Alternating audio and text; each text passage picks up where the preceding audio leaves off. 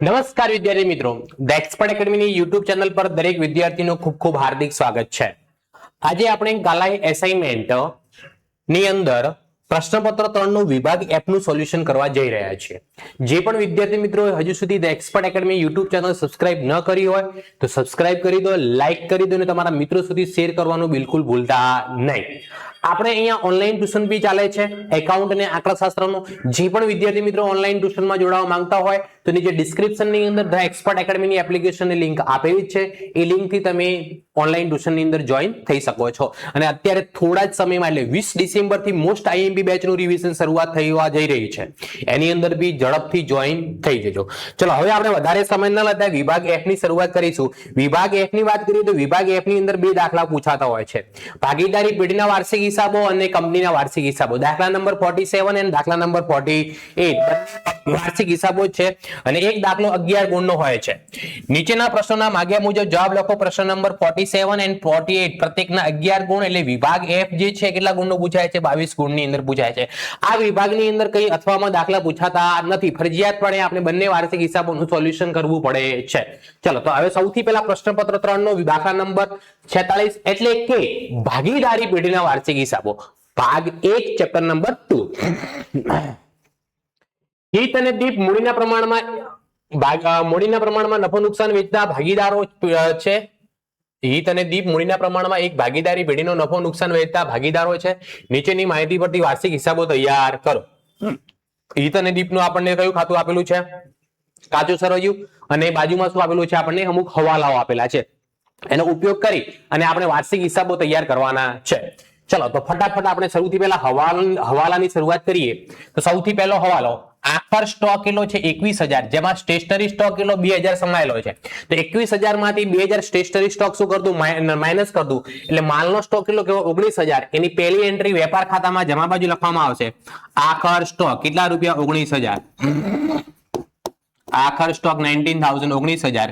એની બીજી એન્ટ્રી ક્યાં કરવામાં આવશે? પાકા સરવૈયામાં મિલકત લેણા બાજુ લખીશું આપણે. આખર સ્ટોક 19,000 રૂપિયા. હવાલામાં આપેલું છે એટલે બે નોંધ કરવામાં આવશે. આખર સ્ટોક 19,000 રૂપિયા. એની અંદર દાખલામાં સ્ટેશનરીનો સ્ટોક કેટલો કીધો છે? 2,000. તો આની નોંધ શું થશે? જો દાખલાની અંદર તમને સ્ટેશનરી ખર્ચ આપેલો છે ઉધાર બાજુ, જુઓ અહીંયા હું જુઓ તો સ્ટેશનરી ખર્ચ કેટલા રૂપિયા આપેલો છે? 7,000 રૂપિયા આપેલો છે. તો આ 7,000 ક્યાં લખાય? નફા નુકસાન ખાતાની ઉધાર બાજુ લખાય. નફા નુકસાન ખાતાની ઉધાર બાજુ સ્ટેશનરી ખર્ચ. સ્ટેશનરી ખર્ચ કેટલા રૂપિયા આપેલો છે? 7,000. આ 7,000 માંથી સ્ટેશનરીનો સ્ટોક આખરનો સ્ટોક જે શું કરતું? માઇનસ 2,000 રૂપિયા. એટલે ચાલુ વર્ષનો સ્ટેશનરીનો ખર્ચ કેટલો કહેવાય? 5,000 રૂપિયા. આ સ્ટેશનરીના સ્ટોકની બીજી નોંધ ક્યાં કરવામાં આવે? પાકા સરવૈયામાં મિલકત લેણા બાજુ. સ્ટેશનરી સ્ટોક, સ્ટેશનરી નો સ્ટોક કેટલા રૂપિયા છે? 2,000 રૂપીસ, 2,000 રૂપિયા. ચલો નેક્સ્ટ હવાલો જોઈ લઈએ આપણે. નેક્સ્ટ હવાલામાં શું આપેલું છે? યંત્રો પર ઘસારાનો દર વધારીને 10% કરવાનો છે. તો દાખલાની અંદર જુઓ તમને યંત્રો આપેલા છે 71,760 રૂપિયા. યંત્ર પર ઘસારો આપેલો છે 6,240 રૂપિયા. હવે દાખલાની અંદર જ્યારે યંત્ર પર ઘસારો કાચા સરવૈયામાં પણ આપેલો હોય અને હવાલામાં ગણવાનું કહેલું હોય એવા સંજોગોમાં શું કરવાનું? તો કે કાચા સરવૈયાનો ઘસારો મિલકતોની અંદર પ્લસ કરવાનો. જુઓ તમને બતાવો તો યંત્રો ક્યાં લખાય? પાકા સરવૈયામાં મિલકત લેણા બાજુ લખાય. ચલો યંત્રો, મશીનરી. યંત્રોની કિંમત દાખલાની અંદર કેટલી આપેલી છે? તો કે 71,760 રૂપિયા. 71,760. એની અંદર કાચા સરવૈયાનો જે ઘસારો છે આની અંદર પ્લસ કરી દેવાનો અને કાચા સરવૈયાના ઘસારાની એક જ એન્ટ્રી કરવામાં આવે. કાચા સરવૈયાનો ઘસારો. કાચા સરવૈયાનો ઘસારો કેટલો આપેલો છે? 6,240 રૂપિયા. 6,240. આ બંનેનો સરવાળો કરો તો 71,076 અને 78,000 રૂપિયા થાય. હવે આપણે હવાલાનો ઘસારો ગણવાનો. માઇનસ શું કરવાનો? ઘસારો. હવાલાનો ઘસારો દાખલાની અંદર આપણને કેટલો કીધું છે? જુઓ બીજા નંબરના હવાલામાં તમે જોઈ શકો છો 10% કહેલું છે. તો 78,000 ના 10% કરો એટલે કેટલા આવે? 7,800 રૂપિયા. 78,000 માંથી 7,800 બાદ કરો એટલે કેટલી રકમ વધે? 70,200 રૂપિયા. આ 7800 ની બીજી એન્ટ્રી ક્યાં થાય? નફા નુકસાન ખાતાની ઉધાર બાજુ. યંત્રો પર ઘસારો. યંત્રો પર ઘસારો. ડેપ્રિસિએશન ઓન મશીનરી ઘસારો કેટલા રૂપિયા આવ્યો? તો કે 7,800 રૂપિયા, 7,800. ચલો એના પછી દાખલાની અંદર આગળ શું આપેલું છે? કે 1,000 નું ઉધાર વેચાણ ભૂલથી ખરીદ પરત નોંધમાં નોંધાયું છે. જો આની 4 આમ નોંધ કરવામાં આવશે કેમ કે ભૂલથી થયેલી નોંધને આપણે સુધારવા માટે 2 નોંધ કરીશું અને સાચી એન્ટ્રી કરવા માટે પણ 2 એન્ટ્રી કરીશું. સૌથી પહેલા ભૂલથી ખરીદ પરત નોંધમાં નોંધાયું છે તો ખરીદ પરત ક્યાં કરવામાં આવે? ખરીદીમાંથી માઇનસ કરવામાં આવે. ખરીદ પરત શું કરવામાં આવે? ખરીદીમાંથી માઇનસ કરવામાં આવે. ભૂલથી નોંધાયેલું છે એટલે શું કરવામાં આવશે? પ્લસ કરવામાં આવશે. ભૂલથી નોંધાયેલ ખરીદ પરત, ભૂલથી નોંધાયેલ ખરીદ પરત. ચલો, ભૂલથી નોંધાયેલ ખરીદ પરત કેટલા રૂપિયા છે? 1000 રૂપિયા. જો અહીંયા પ્લસ થાય તો બીજી એન્ટ્રી ખરીદીમાં પ્લસ થાય તો લેણદારોમાં પ્લસ. લેણદારો ક્યાં લખાય? પાકા સરિયામાં મૂડી દેવા બાજુ. તો લેણદારોની અંદર પ્લસ કરીશું આપણે. ભૂલથી નોંધેલ ખરીદ પરત કેટલા રૂપિયા? 1000 રૂપિયા. ચલો, તો આ જે ભૂલ કરી હતી એ ભૂલને આપણે સુધારવા માટે બે નોંધ કરી. અને સાચી આ એન્ટ્રી કોની છે? 1000 કોના છે? તો કે ઉધાર વેચાણના છે. તો ઉધાર વેચાણ કોની અંદર પ્લસ કરી દેવાનું? વેચાણની અંદર. આપણે વેપાર ખાતામાં જમા બાજુ લખીશું વેચાણ પ્લસ નહીં નોંધેલ ઉધાર વેચાણ. નહીં નોંધેલ ઉધાર વેચાણ કેટલા રૂપિયા છે? 1000 રૂપિયા. ઉધાર વેચાણ નોંધેલું નથી એનો મતલબ, ઉધાર વેચાણ નોંધેલો નથી એનો મતલબ દેવાદારોની જોડે પૈસા લેવાના બાકી હશે. તો બીજી એન્ટ્રી ક્યાં કરીશું આપણે? પાકા સરિયામાં મિલકત લેણા બાજુ દેવાદારોની અંદર પ્લસ.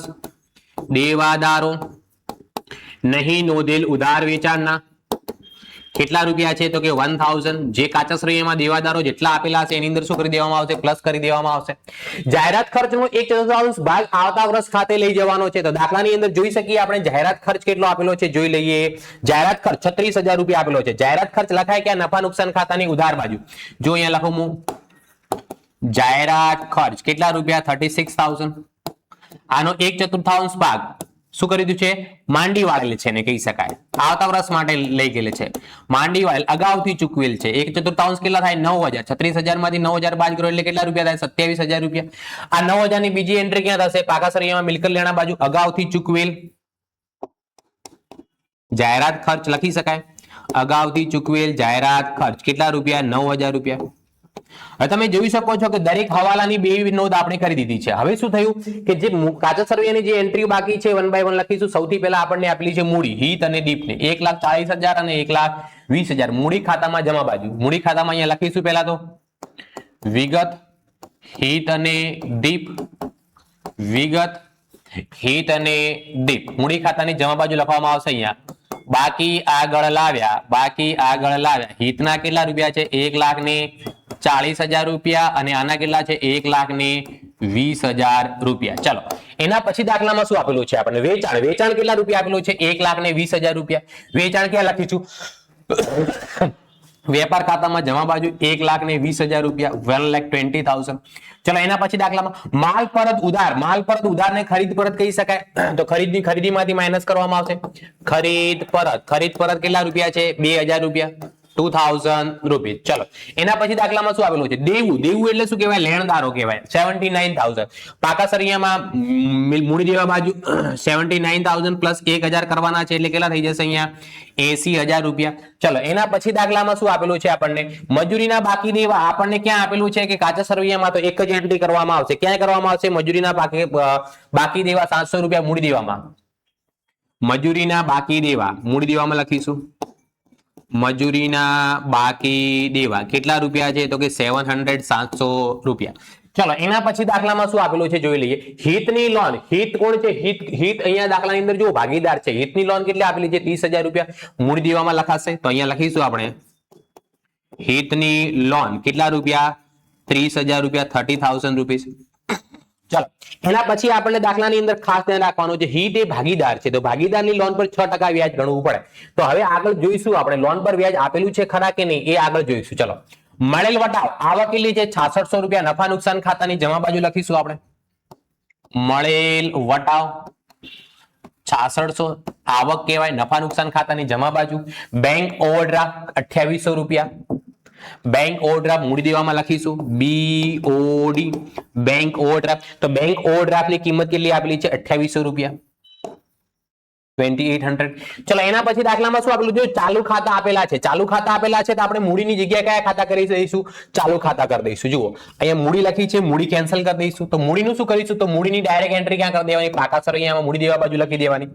મૂડી હિતની કેટલી હતી? 1,40,000 રૂપિયા અને દીપની કેટલા રૂપિયા છે? 1,20,000 રૂપિયા. એટલે બંનેની થઈને કેટલી થઈ? 2,60,000 રૂપિયા. હવે અહીંયા આપણે જે દાખલાની અંદર મૂડી ખાતા બનાવ્યા છે, મૂડી ખાતા કેન્સલ કરીને કયા ખાતા બની જશે? અહીંયા ચાલુ ખાતા. તો ચાલુ ખાતાની જમા બાજુ બાકી આગળ લાવ્યા, સૌથી પહેલા કોના આપેલા છે? તો કે બાકી આગળ લાવ્યા જમા બાજુ. જમા બાજુ આપણને દીપના આપેલા છે, કેટલા રૂપિયા? 14,000 રૂપિયા. તો દીપના કોલમમાં લખીશું કેટલા રૂપિયા? 14,000 રૂપીસ. ચલો, જમા બાજુની બધી એન્ટ્રી લખાઈ ગઈ. હવે કઈ બાજુ આયા? ઉધાર બાજુ. સૌથી પહેલા ઉપાડ આપેલું છે 7,500 અને કેટલું? 5,500. મૂડી ચાલુ ખાતાની ઉધાર બાજુ લખીશું આપણે ઉપાડ ખાતે. ઉપાડ ખાતે પહેલાનું કેટલું છે? 7,500 અને બીજાનું કેટલું આપેલું છે આપણને? 5,000 રૂપિયા. ચલો, એના પછી દાખલામાં શું આપેલું છે? શરૂઆતનો સ્ટોક 15,000 રૂપિયા. શરૂઆતનો સ્ટોક સૌથી પહેલા લખાય વેપાર ખાતામાં. શરૂનો સ્ટોક 15,000 રૂપીસ. ચલો, એના પછી દાખલામાં શું આપેલું? શરૂઆતનો સ્ટોક થઈ ગયો. ખરીદી કેટલા રૂપિયા છે? 80,000 રૂપિયા. તો ખરીદી અહીંયા લખીશું આપણે 80,000 રૂપીસ. ચલો, એના પછી દાખલામાં શું આપેલું? માલ પરત જમા. માલ પરત જમાને શું કહેવામાં આવે? વેચાણ પરત કહેવામાં આવશે. શું કરવામાં આવશે? વેચાણ પરત. તો અહીંયા વેચાણમાંથી માઇનસ કરીશું આપણે વેચાણ પરત. તો માલ પરત જમા આપણને કેટલા આપેલા છે? 3,000 રૂપિયા. માલ પરત જમા કેટલા રૂપિયા? 3,000 રૂપિયા. એના પછી દાખલામાં શું આપેલું? લેણું. લેણું એટલે શું કહેવાશે? દેવાદારો. દેવાદારોની કિંમત કેટલી છે? 27,400 રૂપિયા. તો દેવાદારો અહીંયા લખીશું આપણે મિલકત લેણામાં 27,400 પ્લસ 1,000 નું ઉધાર વેચાણ એટલે કુલ કેટલા થશે? 28,400. 28,400 રૂપીસ. ચલો, એના પછી દાખલાની અંદર શું આપેલું છે? પગાર. પગાર 13,200 કૌંસમાં લખેલું છે. 28 ફેબ્રુઆરી 2025 સુધીનો જ છે. એનો મતલબ ફેબ્રુઆરી મહિના સુધીનો પગાર ચૂકવ્યો છે. માર્ચ મહિનાનો પગાર ચૂકવવાનો બાકી છે. 1 મહિનાનો પગાર ચૂકવવાનો બાકી છે. અહીંયા 13,200 જે આપેલું છે 11 મહિનાનો પગાર કહેવાય. કયા એટલા મહિનાનો કહેવાય? 11 મહિનાનો કહેવાય. તો પગાર ક્યાં લખાય? નફા નુકસાન ખાતાની ઉધાર બાજુ લખીશું આપણે પગાર. પગારની રકમ કેટલી છે? 13,200 રૂપિયા. ભાગ્યા 11 કરવાના. 13,200 ભાગ્યા કેટલા કરવાના? 11. એટલે 1 મહિનાનું કેટલું મળે? 1,200 રૂપિયા. તો કુલ કેટલા થશે અહીંયા? 14,400 રૂપિયા. આ 1,200 રૂપિયા ચૂકવવાનો બાકી પગારની બીજી એન્ટ્રી ક્યાં થશે? મૂડી દેવામાં. ચૂકવવાનો બાકી પગાર આઉટસ્ટેન્ડિંગ સેલરી 1,200 રૂપિયા. ચલો, એના પછી દાખલામાં શું આપેલું છે? આગળ જોઈએ. પગાર લખાઈ ગયું, યંત્રો લખાઈ ગયું, યંત્ર પર ઘસારો. મકાન કેટલું આપેલું છે? 80,000 રૂપિયા. પાકા સળિયામાં મિલકત લેણા બાજુ લખી દઈશું આપણે મકાન. મકાનની કિંમત કેટલા રૂપિયા છે? કે 80,000. 80,000 રૂપીસ. ચલો, એના પછી દાખલામાં શું આપેલું છે? આપણે મકાન લખાઈ ગયું. મજૂરી. મજૂરી 1,600 રૂપિયા ક્યાં લખાશે? વેપાર ખાતાની અંદર ઉધાર બાજુ. મજૂરી કેટલા રૂપિયા લખવામાં આવશે? 1,600 રૂપિયા. ચલો, એના પછી શું આપેલું છે? વીમા પ્રીમિયમ 1,800 રૂપિયા. નફા નુકસાન ખાતાની ઉધાર બાજુ. વીમા પ્રીમિયમ 1,800 રૂપિયા. નફા નુકસાન ખાતાની ઉધાર બાજુ લખવામાં આવશે. એના પછી આપેલ વટાવ 3,200 રૂપિયા પણ નફા નુકસાન ખાતાની ઉધાર બાજુ. આપેલ વટાવ કેટલા રૂપિયા? 3,200 રૂપિયા. નફા નુકસાન ખાતાની ઉધાર બાજુ. એના પછી દાખલામાં શું આપેલું છે? આપણને લોન પર વ્યાજ 1,200 રૂપિયા. એ પણ નફા નુકસાન ખાતાની ઉધાર બાજુ લખીશું. લોન પર વ્યાજ અંદર લખવાનો 1,200 રૂપિયા.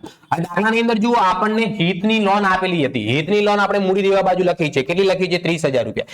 હિત ભાગીદાર છે અને આપણે પેલા ચેપ્ટરમાં ભણી ગયા ભાગીદારની લોન પર કયું હોય કે ન કયું હોય 6% લેખે વ્યાજ ગણવું પડે. તો 30,000 ના 6% કરો તો 1,800 રૂપિયા આવે. 1,800 ની અંદર થી આપણને અત્યારે કેટલા આપેલા? 1,200. એનો મતલબ 600 રૂપિયા હજુ ચૂકવવાના બાકી છે. ચૂકવવાનો બાકી લોન પર વ્યાજ કેટલા રૂપિયા? 600 રૂપિયા. તો 1,200 ને 600 કેટલા થઈ જશે? 1,800 રૂપિયા. આ 600 ની બીજી એન્ટ્રી ક્યાં કરવામાં આવશે? પાકા સળિયામાં મૂડી દેવા બાજુ. ચૂકવવાનો બાકી લોન પર વ્યાજ. ચૂકવવાનો બાકી લોન પર વ્યાજ કેટલા રૂપિયા? તો કે 600 રૂપિયા. લોન પર વ્યાજ કેટલા રૂપિયા? 600 રૂપીસ. ચલો, એના પછી દાખલાની અંદર આગળ શું આપેલું છે આપણને? ફર્નિચર. ફર્નિચરની કિંમત કેટલી છે? 87,000. પાકા સળિયામાં મિલકત લેણા બાજુ. ફર્નિચર કેટલા રૂપિયા છે? 87,000. 87,000 રૂપિયા. ચલો, એના પછી દાખલામાં શું આપેલું છે આપણને જોઈ લઈએ.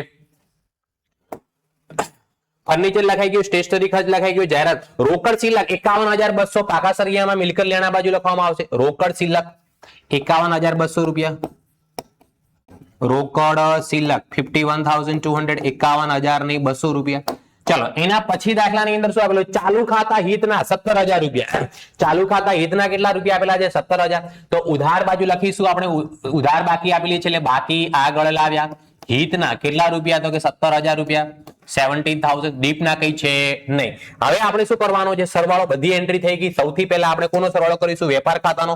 વેપાર ખાતાનો સરવાળો કરતા પહેલા જુઓ 1,20,000 વત્તા 1,000. 1,21,000 માંથી 3,000 બાદ કરો એટલે કેટલા આવે? 1,28,000. 18,000 રૂપિયા. અહીંયા આપણે કરીશું 80 ને 81 માંથી 2,000 બાદ કરીશું એટલે રકમ કેટલી આવશે? અહીંયા 79,000 રૂપીસ. હવે આપણે સરવાળો કરીએ 1,18,000 ને 19,000 એટલે કેટલા થશે? 1,37,000 રૂપિયા. 1,37,000 1,37,000 રૂપિયા. આ બાજુ બી કેટલો સરવાળો થશે? 1,37,000 1,37,000. આ 1,37,000 માંથી આપણે ઉધાર બાજુની બધી એન્ટ્રીઓ બાદ કરવાની છે. 1,37,000 માઇનસ કેટલા? 15,000 માઇનસ 79,000 માઇનસ કેટલા? 1,600. તો આપણો કાચો નફો મળે છે 41,400 રૂપિયા. 41,400. આને કયો નફો કહેવાશે? ગ્રોસ પ્રોફિટ, જેને આપણે કાચો નફો લખીશું. આ કાચો નફો ક્યાં ટ્રાન્સફર થશે? નફા નુકસાન ખાતાની જમા બાજુ.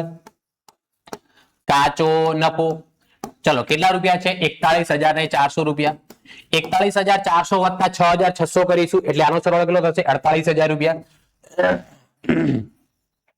48,000. તો આ બાજુ બી આપણે કેટલા લખીશું? 48,000. 48,000 માંથી ઉધાર બાજુની બધી એન્ટ્રીઓ શું કરી દેવાની? માઇનસ. તો સૌથી પહેલી એન્ટ્રી કેટલી છે? 14,400. તો માઇનસ 14,400. પછી કેટલા? 5,000 minus 7,800 minus 27,000 minus 1,800 minus 3,200 minus 1,800. હજુ અહીંયા માઇનસમાં જવાબ આવે છે. એનો મતલબ અહીંયા ઉધાર બાજુનો સરવાળો વધારે છે.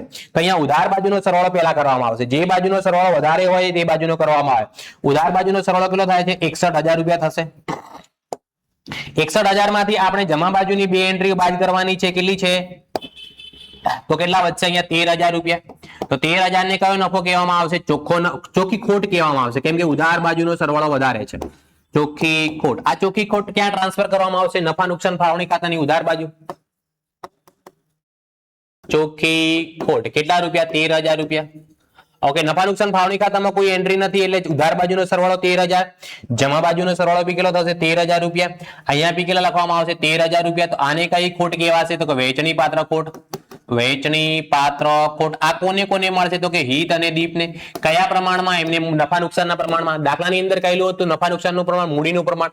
1,40,000 ને 1,20,000 નું આપણે નફા નુકસાનનું પ્રમાણ નીકાળીએ. જુઓ 1,40,000 જેમ 1,20,000. જે 0 ઉડતા ઉડાડતો 4 0 4 0 ઉડી ગયા.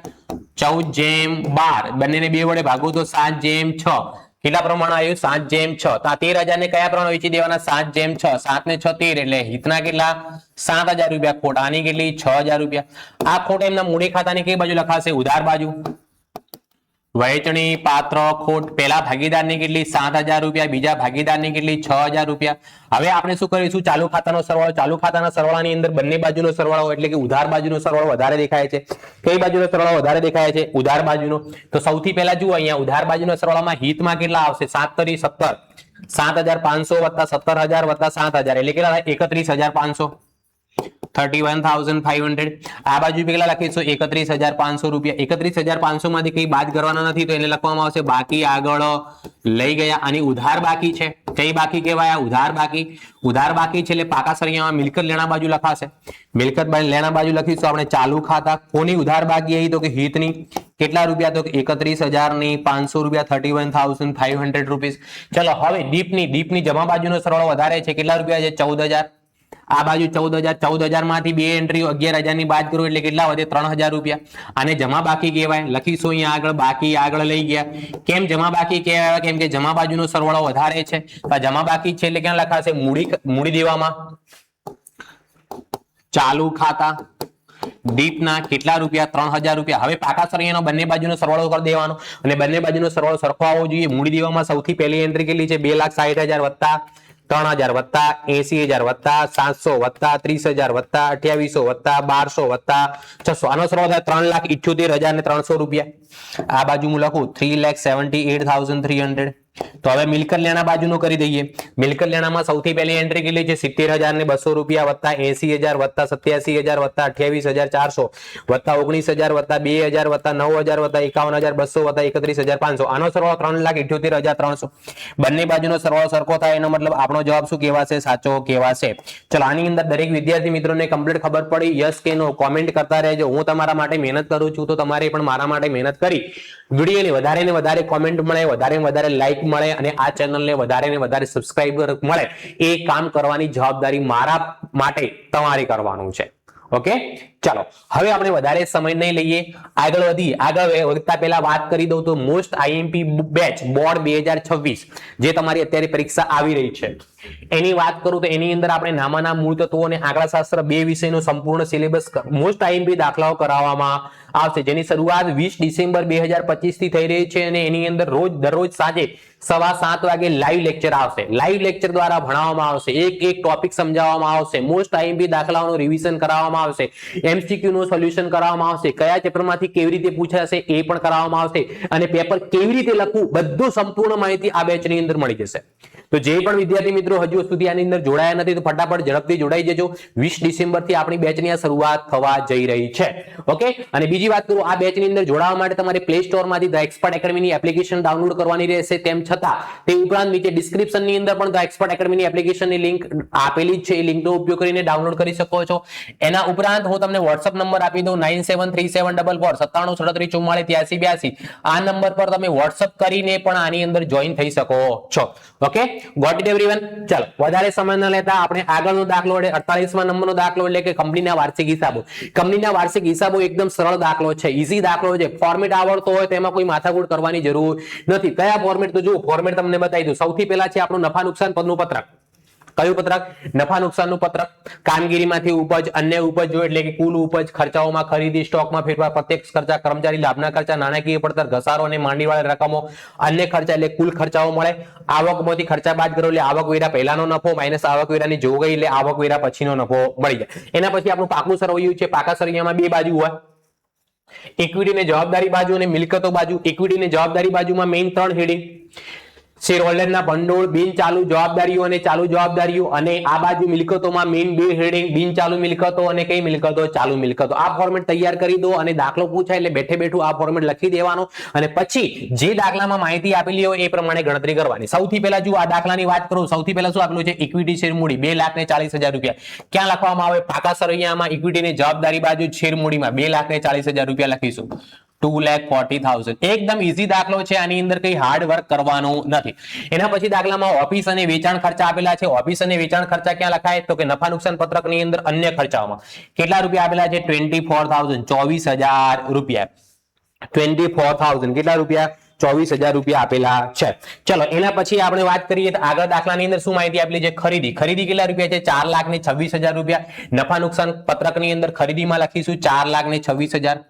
4,26,000. એના પછી દાખલામાં શું આપેલું છે? 10% ડિબેન્ચર દેવું કહેવાય, લાંબા ગાળાના દેવું કહેવાય. કયું કહેવાય? લાંબા ગાળાનું દેવું. તો આપણે ઇક્વિટીની જવાબદારીમાં, બિન ચાલુ જવાબદારીમાં લાંબા ગાળાના ઉછીના નાણાંમાં ડિબેન્ચર લખવામાં આવશે, જેની કિંમત આપણને દાખલાની અંદર કેટલી આપેલી છે? 1,20,000 રૂપિયા. 1,20,000 અહીંયા લખી દઈશું. ચલો એના પછી દાખલામાં આપણને શું આપેલું છે? વેચાણ. વેચાણ કેટલું છે? 9,60,000. ક્યાં લખાય? નફા નુકસાન પત્રકની અંદર. કામગીરીમાંથી થતી ઉપજ 9,60,000 રૂપિયા એને વેચાણ કહી શકાય. ચલો એના પછી દાખલામાં આપણને શું આપેલું છે? સોફ્ટવેર. સોફ્ટવેર આપણી અદ્રશ્ય મિલકત છે એટલે મિલકતો બાજુ લખીશું આપણે. અદ્રશ્ય મિલકતમાં કેટલી રકમ છે? 1,20,000 રૂપિયા. 1,20,000. બસ એક્સ્ટ્રા ઓર્ડિનરી કઈ આની અંદર કરવાનું નથી. ઉધાર જમાની કોઈ ફોડાગુડ પણ નથી. મજૂરી કેટલા રૂપિયા આપેલી છે? 24,000 એ પ્રત્યક્ષ ખર્ચમાં લખાશે. મજૂરી કેટલા રૂપિયા? 24,000 રૂપીસ મજૂરી પ્રત્યક્ષ ખર્ચની અંદર. એના પછી ડિબેન્ચર પર વ્યાજ નાણાકીય ખર્ચ કહેવાય. કેટલા રૂપિયા છે? 12,000 રૂપિયા. તો નાણાકીય પડતરમાં લખીશું 12,000 રૂપીસ. 12,000 રૂપિયા.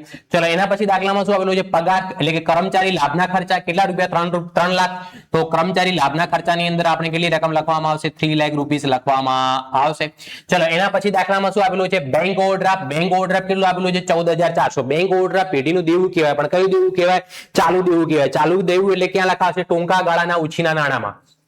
ચાલુ દેવામાં ટૂંકા ગાળાના ઉછીના નાણાંમાં કેટલી રકમ છે? 14,400 રૂપિયા. ઓકે, ચલો એના પછી દાખલામાં શું આપેલું છે? જમીન મકાન દ્રશ્ય મિલકત છે. જમીન મકાન કઈ મિલકત કહેવાય? દ્રશ્ય મિલકત. જમીન મકાનની કિંમત દાખલાની અંદર કેટલી આપેલી છે? 2,28,000 રૂપિયા. તો અહીંયા દ્રશ્ય મિલકતમાં લખીશું 2,28,000 રૂપીસ. ચલો એના પછી દાખલામાં શું આપેલું છે? શરૂઆતનો સ્ટોક 36,000 રૂપિયા. 36,000. તો જુઓ સ્ટોકમાં ફેરફાર છે તો શરૂઆતના સ્ટોકમાંથી આખરનો સ્ટોક માઇનસ કરી લખવાનો. 36,000 માંથી આખરનો સ્ટોક જે હોય એ આની અંદરથી શું કરી દેવાનું? બાદ કરી દેવાનું. ચલો એના પછી મળેલ વટાવ આપણી આવક કહેવાય. કેટલા રૂપિયા? 15,600 રૂપિયા. તો અન્ય ઉપજમાં લખાશે અહીંયા 15,600. 15,600 રૂપિયા. ચલો એના પછી શું આપેલું છે? આપણી જોડે દેવાદારો. દેવાદારો એટલે વેપારી લેણા કહેવાય. શું કહેવાય? કહેવાય? વેપારી લેણા. તો મિલકતોમાં, ચાલુ મિલકતોમાં વેપારી લેણામાં કેટલા લખાશે? 1,80,000 ની રકમ આપેલી છે એટલે 1,80,000 રૂપિયા લખવામાં આવશે. હવે જો કાચા સરવૈયામાં આપણને જે એન્ટ્રીઓ આપેલી હતી દરેક એન્ટ્રીની આપણે નોંધ કરી દીધી છે. હવે હવાલામાં આ 12મા ધોરણના હવાલામાં આપણે કંપનીના વાર્ષિક હિસાબોમાં 2 પોઈન્ટ હોઈ શકે.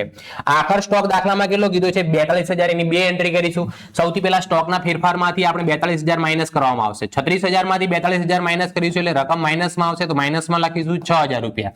અને બીજી એન્ટ્રી આખર સ્ટોકની ક્યાં લખાશે? ચાલુ મિલકતોમાં, માલ સામગ્રીમાં 42,000, 42,000 રૂપિયા. ચલો, એના પછી આપણને દાખલામાં શું કીધું છે કે નફાના 50% કરવેરાની જોગવાઈ કરવી એટલે 50% ટેક્સ ગણવાનો છે, જે પણ નફો આવે એનો. હવે આપણે સરવાળો કરતી વખતે ગણીશું. સૌથી પહેલા નફા નુકસાનની વાત કરીએ. કામગીરીમાંથી ઉપજ અને અન્ય ઉપજનો સરવાળો કરો તો કુલ રકમ કેટલી થાય? 9,75,600 રૂપિયા. 9,75,600 રૂપીસ આપણી કુલ આવક છે. ખર્ચાઓનો સરવાળો કરીએ તો 4,26,000 માંથી 6,000 બાદ કરવાના, વત્તા 24,000 વત્તા 3 લાખ રૂપિયા વત્તા 12,000 રૂપિયા વત્તા 24,000. આનો સરવાળો થાય 7,80,000 રૂપિયા. કુલ ખર્ચાનો સરવાળો કેટલો? અહીંયા 7,80,000. હવે આપણે જાણીએ છીએ આપણી આવકમાંથી ખર્ચાઓ શું કરી દેવાના? બાદ. આવકમાંથી ખર્ચાઓ બાદ કરો એટલે 9,75,600 માંથી 7,80,000 બાદ કરો એટલે 1,95,600 રૂપિયા. 1,95,600 રૂપિયા જે આ મળે છે એ આવકવેરા પહેલાનો નફો કહેવાય, હે ને? Profit before tax. એના ઉપર આપણને દાખલામાં 50% નફો ટેક્સ ગણવાનું કીધું છે. તો 50% ગણો એટલે કેટલા આવે? 97,800. હવાલામાં કીધું છે એટલે એની બીજી એન્ટ્રી કરવી પડે. આ 97,800 ની આવકવેરાની જોગવાઈ 97,800 ની બીજી એન્ટ્રી કરવી પડશે. જોગવાઈ દર વર્ષે કરવામાં આવે, ટૂંકા ગાળાની જોગવાઈ કહેવાય. 97,800 રૂપિયા. તો આપણે ઇક્વિટીની જવાબદારીમાં, ચાલુ જવાબદારીમાં ટૂંકા ગાળાની જોગવાઈઓમાં કેટલા લખીશું? 97,800, 97,800. ચલો, એના પછી દાખલાની અંદર શું આપેલું છે એ જોઈ લઈએ. ઓકે, હવે આ નફાની અંદરથી આવકવેરા પહેલાના નફામાંથી આવકવેરો બાદ કરવો એટલે આપણો ચોખ્ખો નફો, એટલે આવકવેરા પછીનો નફો બી કેટલો મળે? 97,800. આ આવકવેરા બાદનો નફો આપણે ક્યાં લઈ જઈએ છીએ? તો કે પાકા સરવૈયામાં અનામત અને વધારાની અંદર. અનામત અને વધારાની અંદર કેટલા લખીશું? 97,800 રૂપિયા. હવે આપણે જાણીએ છીએ કે ઇક્વિટીની જવાબદારીઓ બાજુ 3 હેડિંગ છે. 3 હેડિંગના અલગ અલગ સરવાળા કરીશું. પહેલા હેડિંગનો સરવાળો 2,40,000 વત્તા 97,800 કરો એટલે 3,37,800 રૂપિયા. ચલો, બિન ચાલુ જવાબદારીનો સરવાળો કેટલો થાય છે? 1,20,000 રૂપિયા. અને હવે આપણે ચાલુ જવાબદારીનો સરવાળો કરો એટલે 14,400 વત્તા 97,800 કરો તો રકમ આવે 1,12,200. 1,12,200. હવે આ ત્રણેયનો સરવાળો કરો. 1,12,200 વત્તા 1,20,000 વત્તા 3,37,800 કરો એટલે 5,70,000 રૂપિયા ઇક્વિટીની જવાબદારી બાજુ. હવે મિલકતો બાજુ મેઇન આપણા 2 હેડિંગ હોય. બંને હેડિંગનો સરવાળો કરો તો સૌથી પહેલા બિન ચાલુ મિલકતોનો કેટલો થાય? 3,48,000 રૂપિયા. 3,48,000. અને આપણે ચાલુ મિલકતોનો કરું તો જવાબ કેટલો આવે? 2,22,000 રૂપિયા. 3,48,000 ને 2,22,000 નો સરવાળો કરો તો રકમ કેટલી થઈ જાય આપણી? 5,70,000 રૂપિયા. 5,77,000. તો આ થઈ ગયા કંપનીના વાર્ષિક હિસાબો અને ભાગીદારી પેઢીના વાર્ષિક હિસાબો. રોકડે રોકડા 22 ગુણ તમને મળી જાય. તો મળીએ છીએ હવે આપણે નેક્સ્ટ લેક્ચરની અંદર. ત્યાં સુધી દાખલા ગણો. કોઈ પણ પ્રકારનો ડાઉટ હોય તો મને વોટ્સઅપ કરી શકો છો અને આ બેચની અંદર તમે ઝડપથી જોડાઈ જાઓ. Tata, bye bye, C you.